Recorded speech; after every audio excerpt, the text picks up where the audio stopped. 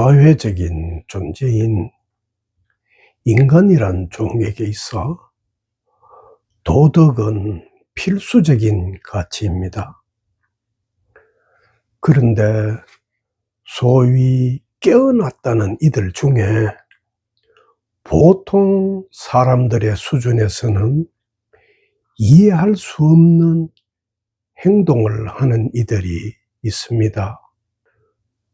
어떤 개인을 언급하는 것이 조심스러운 부분이 없지 않으나 이미 책자나 인터넷 같은 데 공개된 정보이므로 깨달음 여정을 하는 우리 자신을 탁말을 하는 입장에서 다루어 보겠습니다. 생전에 살아있는 부처라고 불렸고 세계적으로 유명한 지두 크리슈나 무르티는 아주 아름다운 가르침을 많이 남겼습니다. 그리고 보통 사람이 보기에 아름답지 않고 이해하기 힘든 개인적인 사건도 남겼습니다.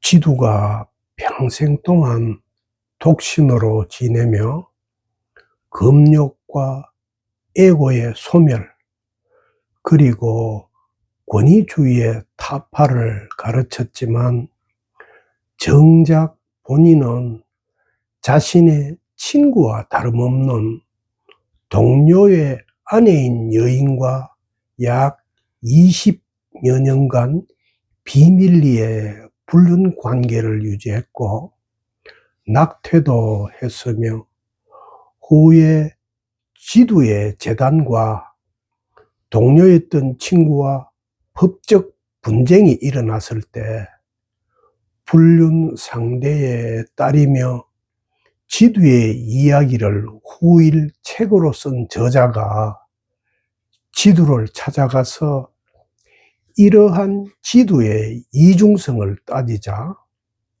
지두가 몹시 화를 내며 당신이 지금 누구에게 말하고 있는지 아시오? 나는 에고가 없는 사람이오 라고 쏘아붙였다고 합니다. 이런 지두의 태도에서 그의 가르침과 개인적인 생활을 어떻게 조화시켜 받아들여야 할지 상당히 난감해집니다. 이런 부류의 사람들이 예수 당시에도 있었던지 예수께서는 군중과 제자들에게 율법 학자들과 바리사이들은 모세의 자리에 앉아 있다. 그러니 그들이 말하는 것은 다 실행하고 지켜라. 그러나 그들의 행실은 따라하지 말라. 그들은 말만 하고 실행하지 않는다. 또 그들은 무겁고 힘겨운 짐을 묶어 다른 사람의 어깨에 올려놓고 자기들은 그것을 나르는 일에 손가락 하나 까딱하려 하지 않는다라고 가르쳤습니다. 이런 일은 지두에게만 있은 일이 아니고 실제로 미국이란 사회의 문화 풍토에 결합되어 여러 가지 스캔들을 일으킨 그루들이 한두 명이 아닙니다. 한국에서도 유명한 어떤 스님도 미국에서 성스캔들을 일으키고 2번이나 참회식을 했다는 사실이 위키에도 공개되어 있습니다. 그리고 어떤 유일신 종교 교직자로 종사하다가 종교를 떠난 뒤에 미얀마로 가서 수행을 하고 모아를 깨달았다는 어떤 수행자는 자신의 책에 무책임이란 항목에서 몸과 마음이 현상계에 투영되어 엮어나가고 있는 모든 삶의 인연과 사건은 연기적인 법칙에 의해서 저절로 생각과 행위로 이어져 나가기 때문에 책임질 수 있는 주체적 자아가 본래 없으므로 무책임이다. 왜 무책임인가? 내가 한 것이 아니기 때문이다. 나라는 주체가 없기 때문에 책임질 수 없는 것이다. 행위자가 없으니 책임질 사람이 없다. 각본에 의해 저절로 다 이루어진 것이기 때문이다 라고 주장합니다. 과연 지도에 나는 에고가 없다라는 주장이나 인연에 의해 일어난 일이고 나는 단지 현상 속의 배역일 뿐이므로 살인이라고 하는 장면이 일어나도 연극이기 때문에 살인한 실질적인 인물은 없다라는 이런 주장이 과연 무엇가 가리키는 진실일까요? 깨어나면 이 세상을 초월함으로 보통 사람들이 알 수 없는 어떤 고귀한 이유가 있어서 초도덕적인 존재로 살게 되는 것일까요?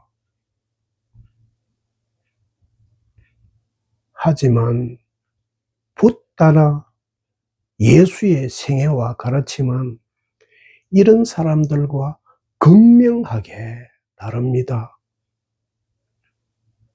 그렇다면 자신들이 깨달아서 세상과 무관하다는 그들의 주장과 생활이 붓다와 예수의 생애와 가르침보다 더 옳은 것일까요? 이런 행동들이 일어나는 근본 이유는 깨어남을 깨달음으로 혼동하기 때문에 발생합니다. 저도 깨달음 여정에 들어선 초기에는 깨어남과 깨달음이란 낱말을 거의 같은 뜻으로 사용하기도 했는데 깨어남과 깨달음은 분명하게 구별되어야 합니다. 깨어나기는 했지만 깨닫지 못한 사람들이 엄청나게 많습니다. 깨어나게 되면은 이원적으로 보던 기존의 시각이 바뀌게 되어서 전체적인 시각으로 우주 만상을 있는 그대로 보게 되는 안목이 열립니다. 그래서 이런 사람들이 하는 말은 상당히 힘이 있고 명확합니다. 하지만 깨어났다고 해서 깨어남이 생활 속에서 적각 그대로 100% 투영되어 실현되도록 담보해 주지는 않습니다. 왜 그럴까요? 현상은 시공간적인 몸의 무대이기 때문입니다.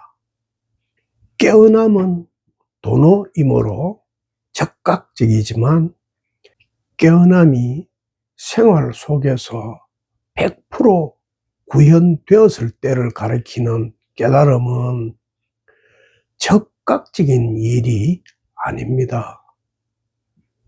이것을 혼동하기 때문에 지두 부류의 스캔들의 주인공이 되는 것입니다.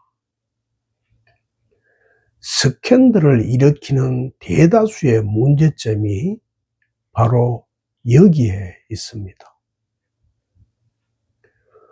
무아라고 부르는 공을 보고 깨어나기는 했지만 식견이 부족해서 깨어난 것일 뿐인데도 깨어난 것을 깨달음을 완성한 것으로 착각하기 때문에 공을 무로 슬그머니 바꾸고도 정작 언제 바꿨는지 본인도 모르니까 거기에 끌려다니게 되고 그런 형태의 스캔들을 일으키며 살게 되는 것입니다. 무아는 나라는 것이 없다라는 법적인 신분 주장이거나 나라는 것이 사라졌다는 어떤 체험을 가리키는 것이 아닙니다. 무아는 나를 사용하지만 나에 걸리지 않고 나를 사는 실천적으로 지금 여기서 구현되어야 할 인식 방법이며 실제의 현상적 기능이고 사회적 관계를 가리킵니다. 그러므로 저는 무아라는 말보다는 공아라고 표현한 것이 무아가 가리키려 한 본래의 진실에 더 가까운 표현이라고 봅니다. 그리고 무아가 가리키는 진실을 또 다르게 풀면 나가 없다라는 진술이 아니라 나라는 것이 부분이 아닌 전체라는 진실로 깨어나는 것이며 이렇게 밝아지면 나가 없는 것이 아니라 오히려 나 아닌 것이 없다라는 진실을 보게 됩니다. 그래서 이 진실을 두고 예수께서는 너 자신인 이웃을 너 자신으로 사랑하라 라고 가르치신 것입니다. 깨어나서 비도덕적인 행태로 생활하게 된다면 작은 에고에서 더 큰 에고로 갈아탄 것이지 에고에서 벗어난 것이 아닙니다. 육적인 탐욕에서 영적인 탐욕으로 탐욕의 모양만 더 고상하게 바뀐 것이지 탐욕에서 벗어난 것이 아닙니다. 깨달음 여정은 우주 만상이 오로지 하나인 전체라는 진실로 깨어나고 깨달음으로 그 진실을 생활 속에서 살아내는 여정입니다. 깨어난 것은 시작이지 결코 끝이 아닙니다. 예수께서도 십자가 위에서 숨을 거둘 바로 그때에 비로소 다 이루었다라고 말했을 정도입니다. 우리가 깨달음 여정에서 주목해야 할 것은 에고라는 부분에서 전체로 깨어나는가 아니면 에고라는 부분을 전체로 확대한 것인가 하는 바로 그 점입니다. 에고가 정화되지 않은 수준에서 발견하는 깨어남과 열반은 에고를 궁극으로 확대한 종교 교리의 천국이나 극락으로 변질됩니다. 예수께서 당신을 따르려는 사람들에게 가장 먼저 자신을 버리라고 한 이유가 바로 이것입니다.